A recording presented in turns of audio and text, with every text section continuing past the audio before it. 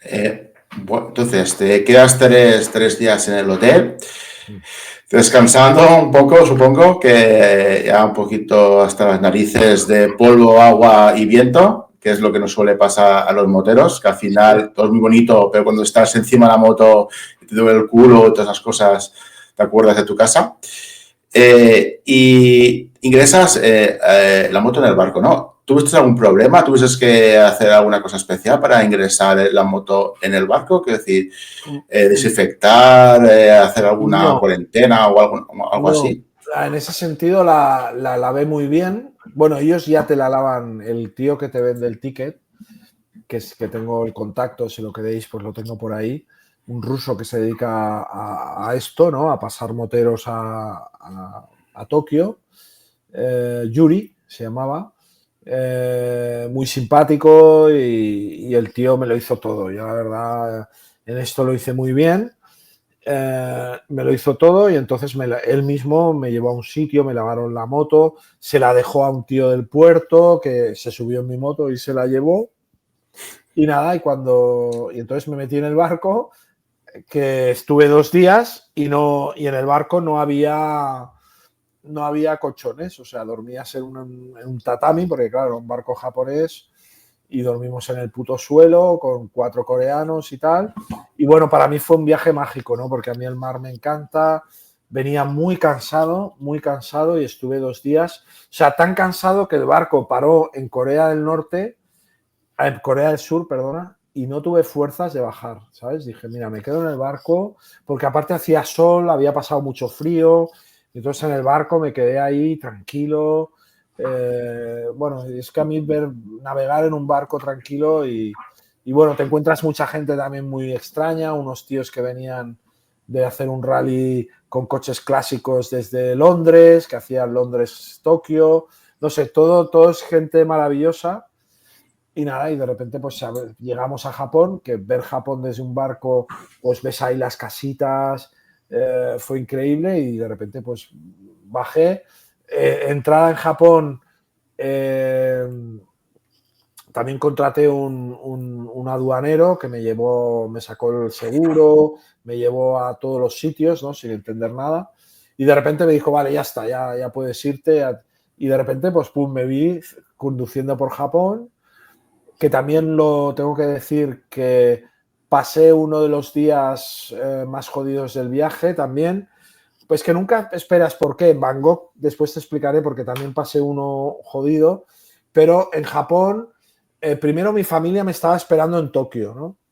Y entonces, hostia, era un poco estresante, ¿no? Mi hija, mi mujer me esperaban ahí. Y entonces, bueno, pasé unos días muy buenos circulando por Japón, pero claro, circular por Japón no es fácil, ¿no? Primero porque no me fue fácil encontrar una SIM, que esto es fundamental. Y yo, hostia, me paraba en sitios, si no eras japonés no te dejaban tener una línea de teléfono, y eso cuando llegué a Tokio me vino un niño de 17 años, me puso la SIM, claro, y circulé 5 o 6 días por Tokio sin SIM, ¿no? A ver, explícame esto del RODMI. O sea, ¿no es fácil comprarse una tarjeta de prepago en Japón? ¿Es No, imposible? Tienes que tener pues eso. Explícame. Entonces, bueno, ¿qué? no, normalmente yo lo que hacía cuando llegaba a un país, lo primero que hacía y lo primero que hago es coger dinero local y coger la SIM. O sea, buscar una SIM, pero de forma urgente, ¿no? Eh, y entonces el TomTom llevaba 2 navegadores, el que uno me fue muy mal, que fue el Garmin, que todo el mundo decía, el Garmin es la hostia, la verdad que el Garmin no me fue bien, y el TomTom, que era el de esto de los coches, me fue de puta madre, pero el de Japón no lo tenía, ¿no? Entonces llegué a Tokio, yo iba con el MacMe, que es de puta madre, pero bueno, también tiene su coña marinera, el MacMe, y ya lo tenía descargado y fui buscando SIM, pero cada vez que me paraba me decía, no, aquí esto si no eres japonés, o sea, tuve bastantes problemas para encontrar la SIM y eso me generó un estrés que igual tendré que volver a Japón a conducirlo en moto porque me generó, no es fácil, ¿no? Todo en japonés, no tienes la SIM, porque claro, con el Google lo metes y es muy fácil, ¿no? Metes el Google o metes el TomTom y lo sigues, ¿no? Y bueno, cumplí un sueño también, o sea, también los viajes tan largos tienes momentos de euforia, momentos de, ¿no? Y cumplí un sueño que aquí se ve aquí detrás, aquí arriba, que es cuando llegué al Monte Fuji, ¿no? Soy un fan de Mazinger Z y uno de los objetivos del viaje, y para rendir tributo a uno de mis mentores, que también es un fan de Mazinger Z, fui al Monte Fuji y del Monte Fuji me fui a Japón, que estaba la familia, y ahí fue la primera vez que metí la moto en un avión, ¿no? Yo la verdad que tenía que llegar el día de Navidad a Nueva Zelanda, o sea, tenía que ir un poco a barraca, y la manera de mover la moto en determinados momentos era en un avión, ¿no? Tenía una agencia que se llama Driving Logistics. O sea, volar una moto hay dos maneras. La manera barata, ¿no? Que son con agencias que te desmontan la moto, te desmontan la rueda, bueno, más barata, ¿no? Y después yo me fui a una agencia que son top, ¿no? Que son Driving Logistics, que son unas bestias que mueven coches de publicidad, nunca habían movido motos, y entonces era 5 estrellas, ¿no? Yo llegaba allá al aeropuerto, me encontraba un tío que me esperaba, tenía conexión con el chico de Driving Logistics, o sea, de puta madre, ¿no? Llegaba, ya estaba la caja preparada, yo subía la moto en la caja, cerraba en la caja, o sea, era brutal, ¿no? O sea, me acompañaban con un taxi al aeropuerto, allá al hotel, o sea, todo lo que puede ser un poco un drama, pues yo en ese sentido pues lo organicé de esta manera, y entonces ya de Japón hice un viaje familiar a Japón, y allá cuando ya la moto volaba hacia Vietnam es cuando me llaman de Driving Logistics que el gobierno de Vietnam no deja entrar la bestia parda a Japón. Hostia. Bueno, y digo, coño, ¿qué hago, no? En mi moto... dice, mira, la posibilidad que tenemos es enviártela a Bangkok, a Tailandia. Entonces yo tenía, que esto lo aconsejo a todos los que hagáis grandes viajes, tenía 3 o 4 mentores.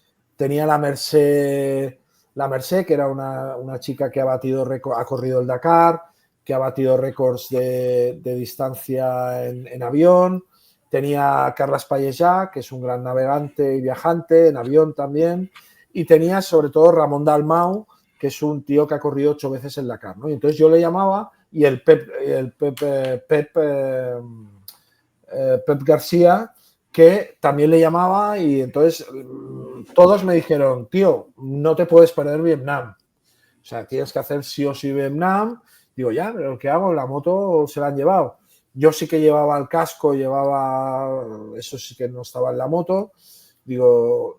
Y entonces fue cuando me aconsejaron, dije, bueno, cuando llegues a la frontera, te alquilas una moto, tengo un chat de motoviajeros muy potente, que es un chat que creó Pau, que falleció también de cáncer, y muy potente, tengo un chat muy potente de motoviajeros del mundo, y pongo allá y digo, oye, me ha pasado esto, y Pau me dijo, oye, hay un chico que se llama Chan que alquila motos.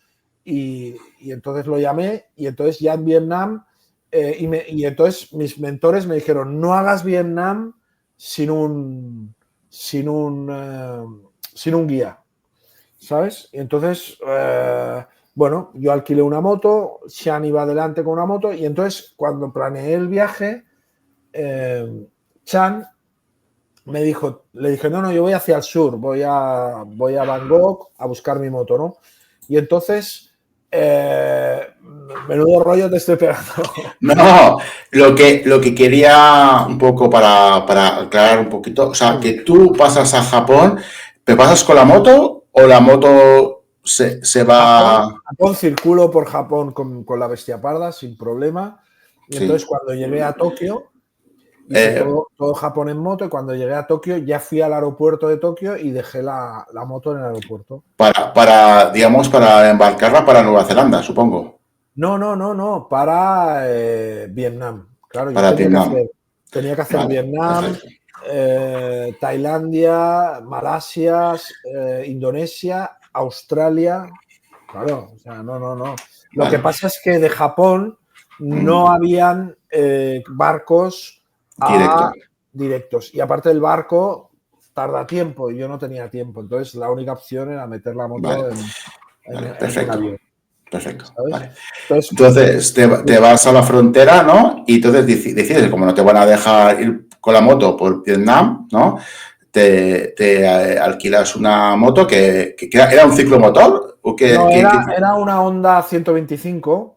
No, te Ujú, podías alquilar lo que sea, ¿no? Pero él tenía unas Hondas y mm. aparte le pedí una buena maleta y entonces, bueno, pues fui con una Honda que yo le llamaba la hormiga atómica. Me metí con esta Honda y bueno, que la verdad me di cuenta también la peligrosidad de las motos con poco peso, porque tuve uno de los grandes sustos en una carretera. Claro, la bestia parda había un hueco, se lo come y sin problema, ¿sabes? Pero Mm. con una moto 125 en un hueco de una carretera casi me meto una hostia, pero de aquellas de ir a 80 por hora, que no era mucho, pero claro, una 80, la moto empezó, o sea, perdió la tracción y no me metí una hostia ahí de milagro, ¿sabes? Y En- entonces en- crucé, me fui por todo el norte de Vietnam con él y que fue un viaje que lo podéis ver en el videoblog maravilloso. Porque el tío me lo dijo, dice, no puedes irte a Vietnam sin ver el norte de Vietnam. O sea, y tenía toda la razón del mundo. Entonces, increíblemente, volví a hacer marcha atrás, digamos, a meterme por el norte, o sea, a irme en contradirección, digamos. Y entonces hice todo el norte, entré un momento en China y entonces ya bajé para abajo y hice hasta, llegué a Ho Chi Minh con la moto y ahí él también me estaba esperando y ahí le di la moto y entonces fui a Bangkok a buscar la bestia parda, ¿no? Entonces, de Bangkok ya ahí sacas la vista parda, la moto, y te Me diriges a... costó, me costó tres o cuatro, 3 días o sí, ¿eh? Sacarla, no me la daban. O sea, en el ordenador decía que esa moto ya había estado en Bangkok. Y entonces había un fallo informático, estas cosas que pasan, y estuve 3 días en un hotel. Y entonces cuando me dieron la moto, gracias a la agencia, a Driving Logistics, hicieron todo, movieron cielo y tierra, y de repente, pum, me abre la caja, me dan la moto arranca, y ahí paso uno de los peores días de mi vida y de la ruta, porque es cruzar Bangkok en moto con una moto grande y cuero. Hostia, realmente, porque las motos no pueden ir por autopista en Indonesia, en Tailandia. Yo no lo sabía.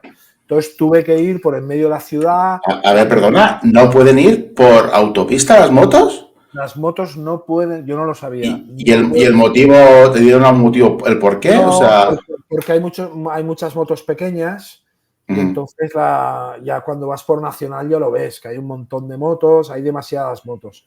Entonces, ujú, lo que es la autopista de pago, no ves a ninguna moto. Entonces, yo vale. aún así me metí en la autopista porque estaba muerto de calor, la moto salía oye, que estoy sobrecalentado, para que me quemo, tenía que parar, esperar una hora que bajara la temperatura, volverla a encender, yo todo sudado, y entonces llegué a un hotel y ahí es cuando el mentor, los mentores me dijeron, tío, vas muy rápido, o sea, has cruzado medio mundo salí en junio, en julio y en octubre ya estaba en Tailandia, ¿no? Y entonces ahí es cuando me dijeron, tío, ahora saborea Tailandia. Entonces estuve un mes por Tailandia conduciendo, que fue buenísimo, o sea, fue increíble. Fui a todas las islas y conducir Tailandia es una maravilla, ¿no? Y estuve conduciendo por ahí, visitando para mí hay 3 sitios en el viaje claves que no os podéis morir sin verlo. Uno es Desierto del Gobi, eh, otro es Koh Lipe, que es una isla de Tailandia que conocí, impresionante.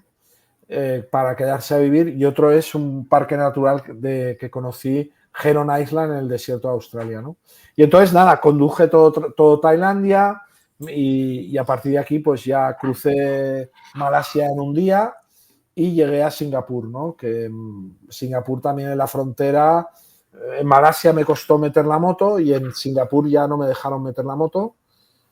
O sea, entraba la moto pero no podía circular y entonces tuve que meterla en una grúa hasta el avión que llevaba la moto de Singapur a Darwin, que era Australia, ¿no?